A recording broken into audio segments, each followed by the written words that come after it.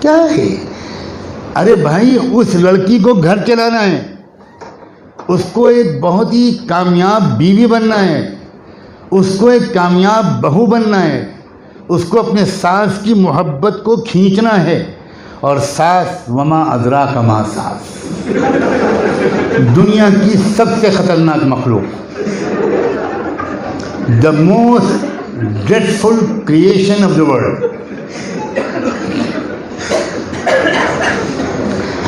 جب بہو گھر میں آتی ہے تو 2-4 دن ساس بہت خوش نظر آتی ہے، لیکن جہاں زیور اترے اور میک اپ تھوڑا ہلکا ہوا اور بہو تھوڑا کچن میں جانا شروع ہوئی تو ساس کو لگتا ہے کہ پاور گیا، اب میری ستا گئی. اب وہاں سے پاور اسٹرگل شروع ہوتا ہے. یہ نیچرل بالکل حقیقت ہے زمینی. اب لڑکی جو تھی اس کو کوئی تربیت تو ملی نہیں تھی، وہ تو لڑکا اور لڑکی دونوں شادی شدہ زندگی کے بارے میں صرف رومانٹک سوچ رکھتے ہیں. لڑکے سوچتے ہیں، اچھا ہے کہ سامنے بیٹھے ہیں، کہ شادی کے بعد میں شاہ جہاں بنوں گا اور میری ملکہ ممتاز بیگم بنے گی اور ہم دونوں مل کر تاج محل بنائیں گے. اور شادی کے 1 ہفتے کے بعد عربی کے محاورے میں، عربی میں کہا جاتا ہے کہ بعد شہر العسل تأتی سنوات البصل، ایک ہنی مون کے مہینے کے بعد پھر لہسن اور پیاز بھی زندگی گزرتی. یہ زندگی کی حقیقت ہے، یہ شادی کی حقیقت ہے. نہ کوئی باپ بیٹے کو سمجھاتا ہے، نہ کوئی ماں بیٹی کو سمجھاتی ہے. اب گئے شوہر بھی شاہجہاں بنا ہوا ہے، دلہن صاحبہ بھی ممتاز محل بنی ہوئی ہیں. اب دونوں کو 2-4 دن کے بعد جب ساس کی ٹیڑھی ٹھیڑھی آنکھیں اور نند وما ادراک ما نند، اللہ کی پناہ، اور اس کے بعد گھر میں مہابھارت شروع ہو جاتا. کیوں ہے یہ؟ اس لیے کہ لڑکوں کو جو کالجوں میں تربیت مل رہی ہے وہ بالکل پریکٹیکل نہیں ہے.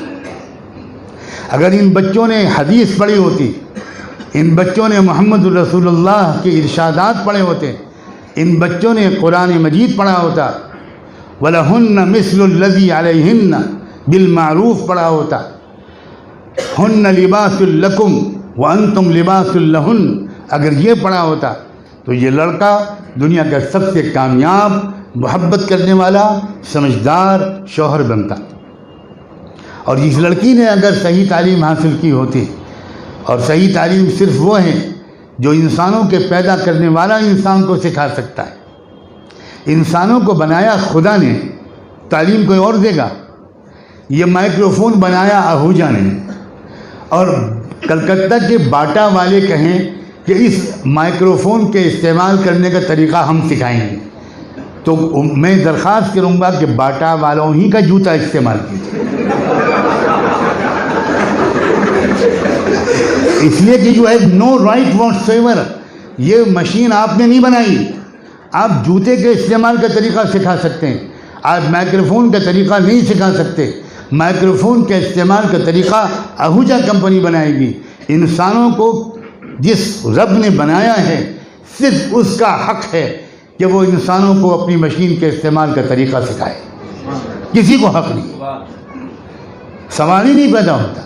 یہی آج دنیا سے غلطی ہو رہی ہے. کوئی کسی کو حق دے رہا ہے، کوئی کسی کو حق دے رہا ہے، کوئی کسی کی بات کہہ رہا ہے کہ یہ تعلیم دیں گے کہ وہ تعلیم. کیسے دیں گے بھائی؟ آپ نے بنایا ہے انسان کو. اگر انسان کو جس نے بنایا ہے، پہلے آپ یہ طے کر لو، آپ تحقیق کر لو، جلد بازی کی ضرورت نہیں. آپ پورے سائنٹیفک دلائل کی روشنی میں پہلے اس بات کو سمجھو کہ انسان کو کس نے بنایا ہے. جب تم صحیح جواب تک پہنچ جاؤ کہ انسان کو فلاں نے بنایا ہے، اس کے بعد اس سے ریکویسٹ کرو کہ اہدنا الصراط المستقیم. پہلے ہم نے یہ مانا کہ ہمیں آپ نے بنایا ہے، تبھی ہم نے کہا کہ الحمدللہ رب العالمین. پھر ہم نے یہ مانا کہ آپ نے بنایا ہے تو اور آپ مہربان بھی بہت ہیں، آپ ہم سے پیار بھی بہت کرتے ہیں، الرحمن الرحیم. اور پھر ہم نے یہ مانا کہ آپ طاقت والے بھی بہت ہیں، مالک یوم الدین. پھر ہم نے یہ مانا کہ اب ہم صرف آپ سے کچھ کہنا چاہتے ہیں، آپ کے سامنے سر جھکاتے ہیں، آپ سے مدد مانگتے ہیں، آپ سے رہبری مانگتے ہیں، آپ سے گائیڈنس مانگتے ہیں. جہاں انسان نے اس رب سے گائیڈنس مانگی، اس رب نے فوراً گائیڈنس دینی شروع کی اور کہا الف لام میم ذالک الکتاب لا ریب فیہ، دس از دا بک. او لوگو، تم نے مجھ سے رہنمائی مانگی، لو میں یہ کتاب دے رہا ہوں تم کو. لا ریب فیہ، دیر از نو آئٹ of doubt in this book.